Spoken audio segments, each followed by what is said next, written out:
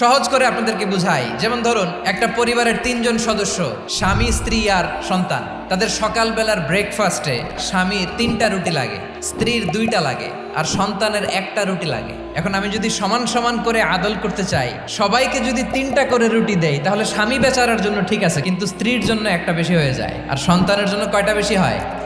আচ্ছা, 2টা করে যদি সবাই দেয় সমান সমান নীতিতে, তাহলে স্ত্রীর জন্য, স্ত্রী বেচারির জন্য ঠিক আছে, কিন্তু স্বামীর কয়টা কম পড়ে? আর সন্তানের বেশি হয়ে যায় কয়টা? আচ্ছা, সমান সমান নীতিতে সবাইকে যদি সকালের নাস্তার জন্য 1টা করে রুটি দেই, সন্তানের জন্য ঠিক আছে, কিন্তু স্ত্রী বেচারির কম পড়ে কয়টা? স্বামীর কম পড়ে কয়টা? 2টা। আর আমি যদি স্বামীকে দেই 3টা, স্ত্রীকে দেই 2টা, আর সন্তানকে দেই 1টা, তাহলে কারো অপচয় হবে না? যেখানে যার যতটুকু দরকার তাকে সেখানে ঠিক ততটুকু দিয়ে দেওয়ার নামই হচ্ছে আদল। আমরা বুঝতে পারলাম আল আদ শব্দের মানে হচ্ছে ইনসাফ বা সুবিচার বা ন্যায় বিচার।